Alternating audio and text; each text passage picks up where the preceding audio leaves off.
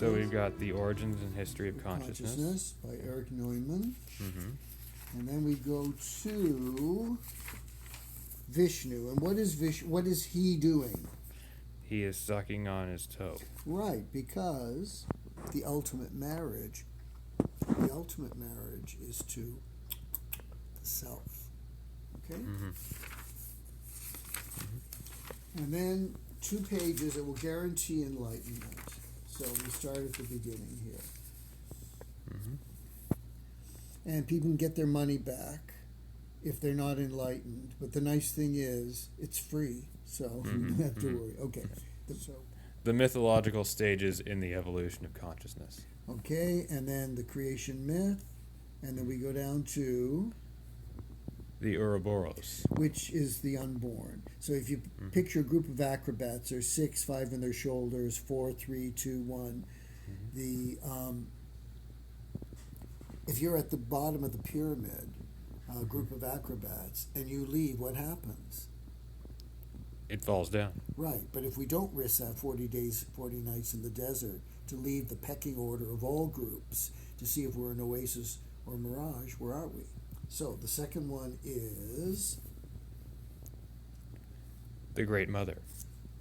okay, so to come out of the unborn, we have to decode mother. And if my mother's outside walking down the street, do you see my mother's mother first or person first? My mother. It would be a person first. How would I see your mother? Mother first or person first? Person first. How do you see your own mother? Usually as mother. That's the trap. The day we can honor her enough to see her with clarity from her childhood perspective, was she put down, was she put up, etc. How did her parents treat her? How were they polarized, etc. Then we can actually see her as a human being at first, beyond all the symbols and labels and projections. Okay, so to come out of the unborn, we decode mother. To decode mother, what do? The separation of the world. Parents. Right. And we step back from the parents. And how do we do that? This is the key to everything, all enlightenment. The principle of opposites. Does it say a principle of a few opposites? No, it says opposites. Principle of all opposites. So to get beyond all polarities, male, female, brilliant, stupid, lucky, unlucky, good, bad, Christian, Jewish, and all the other polarizing that we do with religions and ethnic groups, etc., to transcend that. Okay, so to get beyond the principle of all opposites, or to awaken the principle of all opposites, we have to be beyond all opposites. The next one is the hero myth. The birth of the hero. Who's the hero? In the story or here? In your life. It's usually you. That's right. So that would mean you are the hero, and therefore I am the hero, and therefore every baby born is the hero. Okay, next. The slaying of the mother. Does that mean slit her throat? No, not literally. What does it mean? It means overcoming your attachment to the mother. As a symbol, to see her authentically as a human being first. But we can't see her as a person first until we see ourselves as a person first. So it works both ways. We have to really unmask and get beyond all the projections imposed on us and that we impose on all others. Next one. The slaying of the father, which is similar. That's right, same thing. Right, next. The transformation myth. The key is transformation, okay? The captive and the treasure. Who's the captive? Us. Me. All right. The moment you say you're the captive, you're no longer the captive. And what are you? Yeah. The treasure. That's right, because as long as we're trapped in the Ouroboros, the unborn, then and we don't see our mother as a human being first, beyond the symbols, and we don't separate from the parents by stepping back, and we don't understand the principle of opposites, we haven't given birth to the hero within, and we haven't decoded mother and father, then what we remain is the captive, and we are not the treasure. But the moment we say, I'm the captive, we're no longer the captive. Okay. And to be the treasure is to know that everyone, in essence, is the treasure. For the sperm to make it to the egg, what a treasure, what a gift to be born. Okay, so the next one is, you got it here? Transformation, or Osiris. Right, the key is transformation. Osiris is the Egyptian god of, I would say, going through the darkness and the sort of the death of identity, going to the midnight of the soul, and or Christianity, we could say, go through the valley of the shadow of death. I'll fear no evil, for thou art with me. Thy rod and thy staff, they comfort me. Thou preparest a table before me in the presence of my enemies. Surely goodness and mercy will follow me all the days of my life, and I will dwell in the house of the Lord forever. So it's really being Humpty Dumpty, but putting ourselves back together again. Yeah. Next is the psychological stages in the development of personality. okay. Next. The original unity. Next. Centroversion and ego formation. Do I see centroversion as just centering? It's just like a someone who's trying to, what's that machine, that sort of thing that you, if you have a carpenter and the carpenter is trying to find balance. A balance, a plumb line. Yeah, where you start seeing, look for the balance, and that's the centroversion, centering, and ego formation. Well, what I say to people is, as soon as you see ego formation, we haven't developed ego yet, because people locked in group think. They have dictators who control them, whether it's a family dictator or government dictator. They're under the control, under the spell. It's like chickens in pecking orders. There's no real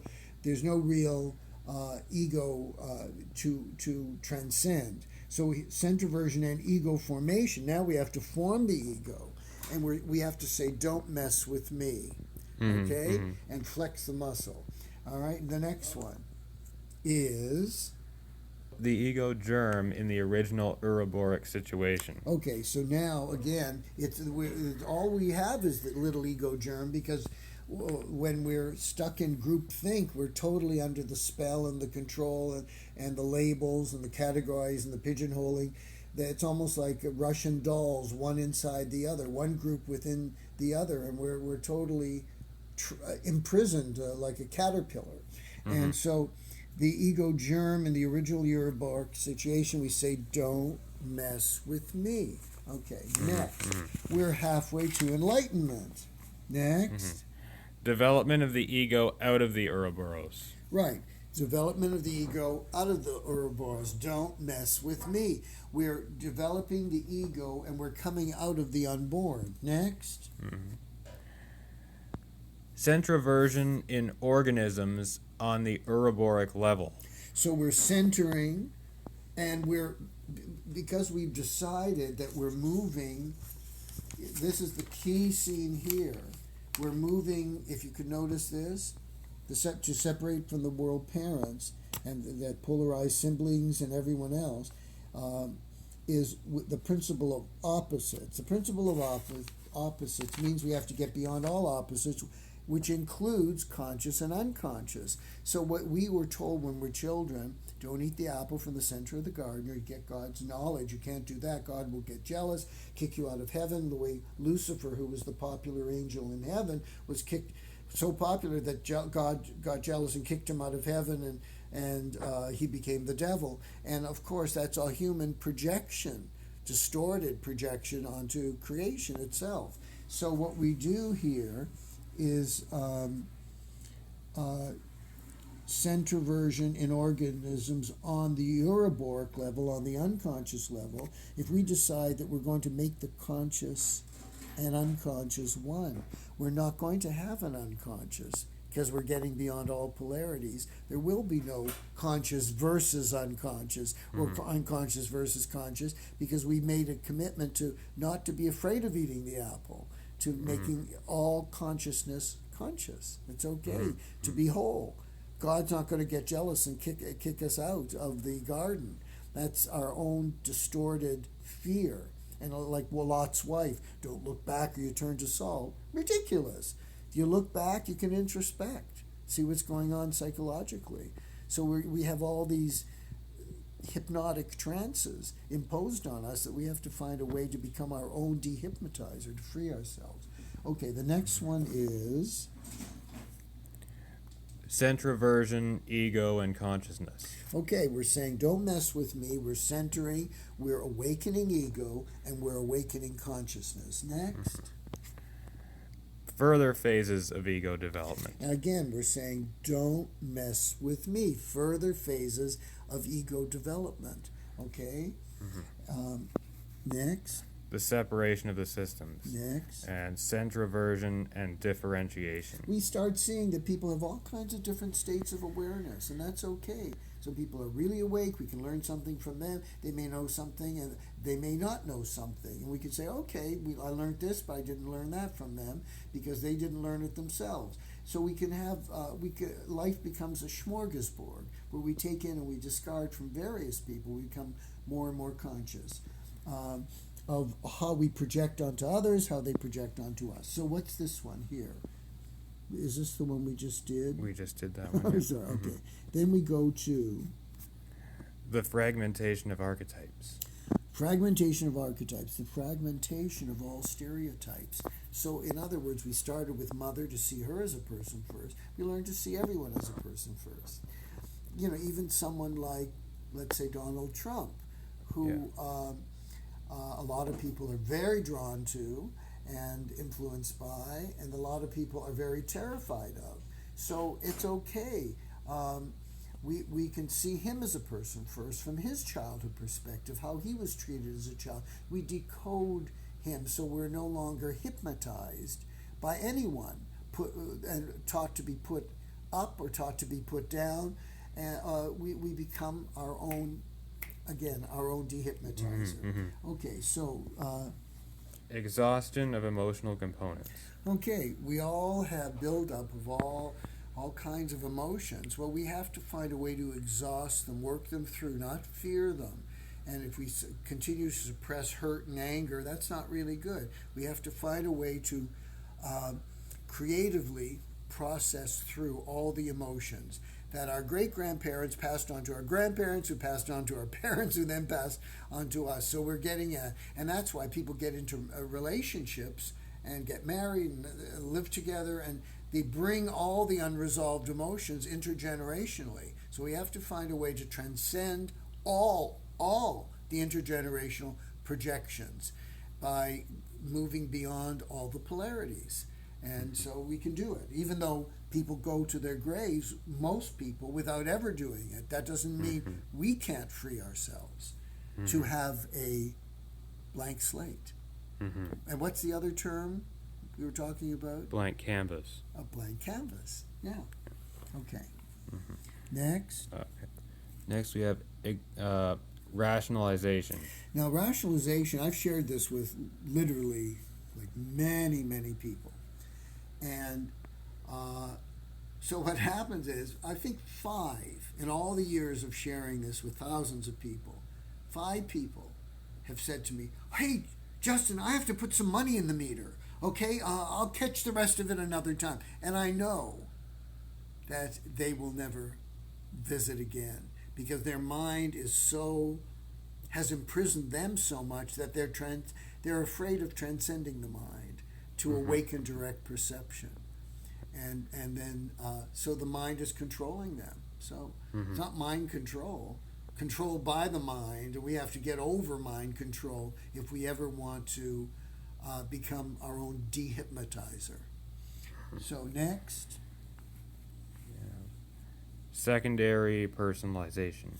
Okay, that's just another way of getting to know oneself and others with more clarity, without any masks. The transformation of pleasure, pain components. Okay, that's another way of, the key is transformation, the pleasure and the pain, all the emotions. Some people get into S&M and they sort of get into patterns of regurgitating the same childhood fears over and over and over again, going to horror movies and all this sort of thing, The Walking Dead and all that, which is a way of really not realizing that we are the Walking Dead until we have a rebirth right here on Earth, an ego transcendence, an ego death and rebirth right here on Earth, which we can have by getting beyond group think, by transcending the card game trance, where winners need losers, lucky need unlucky, and people are born naked and unmasked and spontaneous, and the capacity for intimacy out of our mother's womb, and then we're quickly cocooned into one pecking order group after another, like a caterpillar. And how many people become the butterfly, able to really free themselves? We all have the capacity to do so. It doesn't have to be a special person. We all are that special baby born, and we can do it. So to transform beyond pleasure pain components, we have to... The formation of authorities within the personality. Okay, we have to form our own authority, become eclectic. And that's nice. We don't have to worry about don't mess with me to other people, because life becomes smorgasbord, where we take in and we discard. It's like a menu. We order what we want, what's tasteful for us in our lives. And we also can understand when other people select other things, because they're at different places. So we form our own authority, and we're no longer hypnotized by the power and control and manipulation of other people. So certain politicians that want to create enemies and lure people into hating one group after another, they lose their power. And that's a good thing. Next. The synthetic function of the ego. We needed the ego to say, don't mess with me. But now we can see the synthetic meaning artificial. What do we want? An artificial diamond or a real diamond? And by the way, diamonds come from pressure. Mm-hmm. Our pressures create the diamond within. And pearls come from irritation. It's our irritations that turn us into a valuable human being. We're all valuable, but to know we're valuable and to know everyone else is valuable, and not to measure, to get beyond the taximeter ticking, measuring, comparing, competing. That's the key. And the only way I was able to find to do it, as a way to do it, was to realize that the role I had for 20 years as the family retard, who was going to be helpless, hopeless, worthless, and brainless, so my parents could feel powerful to someone, because each was the rejected child in their family, and they each had a sibling that was glorified. So all the hurt and anger that they suppressed, they didn't suppress it. They suppressed it publicly, but they'd come home and take it out on me. So what I realized is, what do you do with the joker? You discard the joker. What else do you do with the joker when you play cards? You highly value the joker. We need both to be rejected and highly valued. People who are only elevated and highly valued, like Queen Elizabeth, what happened? Look at the movie The Queen. Her jealousy, her envy of Princess Diana, the Queen Mother's jealousy and envy, the Prince Philip's jealousy and envy. They didn't even want her to have a decent funeral. And with all their wealth, power, and fame, what good is having a winning hand when you have to manufacture losers to reflect your winningness? What kind of winning is that? Why can't we all be 52 card winners, which we discover we are when we recognize that we're not the winner or the loser, but we're the joker, rejected and highly valued. The joker has 52 cards within. And once you know that, you know every joker has 52 cards within. Every baby born has 52 cards within, and we're home free. So the synthetic function of the ego, we don't need the ego. We're beyond ego games at that point. Next. The balance and crisis of consciousness. Next. Compensation of the separated systems, culture and balance. Okay, so culture and balance. I look at Obama and his wife as being people of wisdom and depth who tried to turn around the terrible things that happened when Bush decided and Cheney decided to go to war. So the Obamas went to different countries and tried to bring back the caring and the love for America. So what's the next one here? The schism of the systems, culture in crisis. Okay, the tear of the system, the schism of the system, culture in crisis. George Bush's brother Jeb was always told by his mother, "You're my golden boy, you're going to be president." And she sort of lived through him, Jeb, as her wonder boy, her wonder son who's going to be president. And when you have a wonder child, then you have, unconsciously, you polarize the other child. So George Bush felt demeaned, and he felt he was the black sheep, and one of the reasons he got into drinking and various other things. And then so he was going to show that he's a big man, and he became president, and then decided to do that very dreadful war. And he married Laura. Now, I don't have the facts because I haven't met the family I'm about to tell you about. But Laura Bush, she killed a man. She crashed her car into someone and killed the young man. Now, there were reports that he had been dating her, and he was the best looking guy in high school, the most athletic, the most popular, the most academic. And when he broke up with her, I don't know this for a fact, but they were friends. She admitted it in her book, etc. She crashed her car into him and killed him. So whether it was accidental or unconscious rage coming out, we don't know. But I'm not afraid to look at Barbara Bush and seeing her as a lovely person, but she played favorites, as a lot of mothers unconsciously do. No sibling has the same mother. She shows a different face to each child. It's very rare for a mother to be integrated and awake enough to relate to her children equally. We haven't transcended the Old Testament or the New Testament and awakened the Now Testament enough to see each other absolutely without any projections or distortions. So what's the next one here? Centroversion in the stages of life. Prolongation of childhood and differentiation of consciousness. In other words, we keep the child within us awake.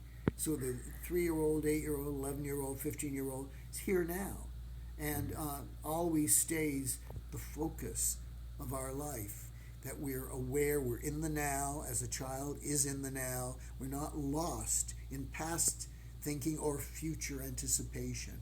All we do is expand the awareness of the now. So we have the Now Testament. We're here now. And then, what's the next one?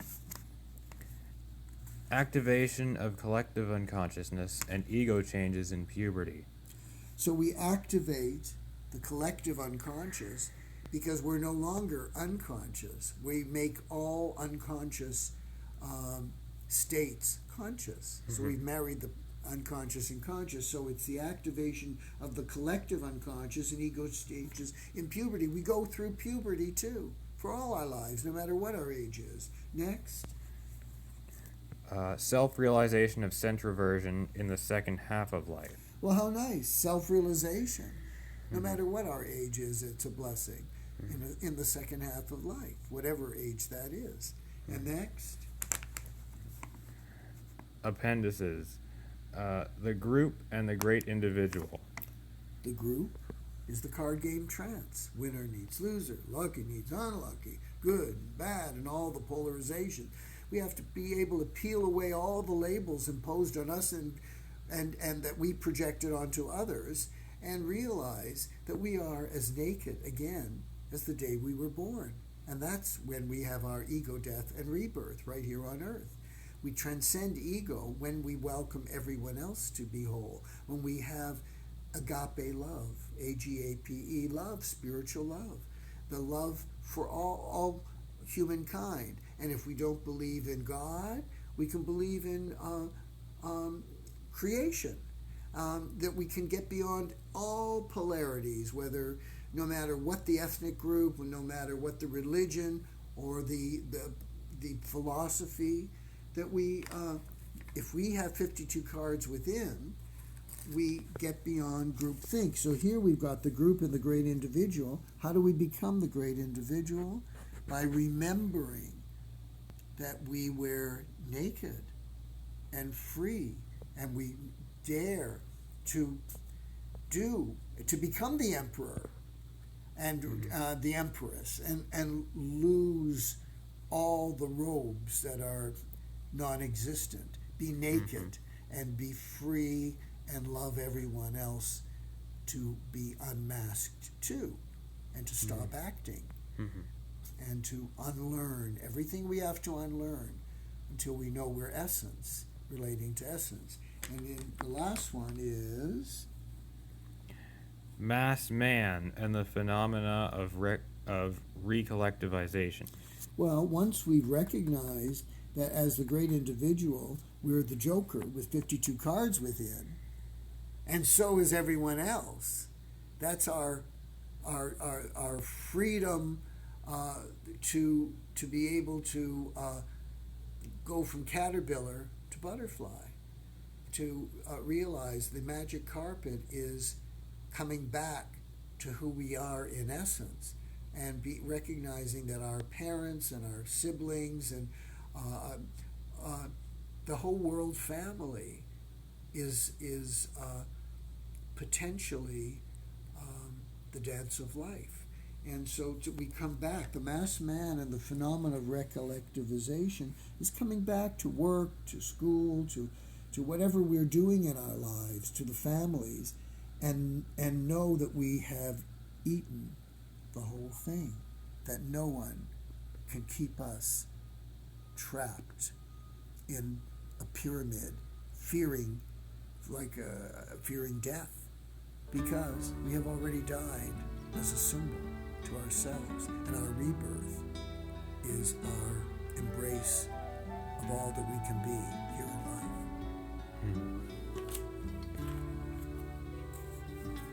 And that's it.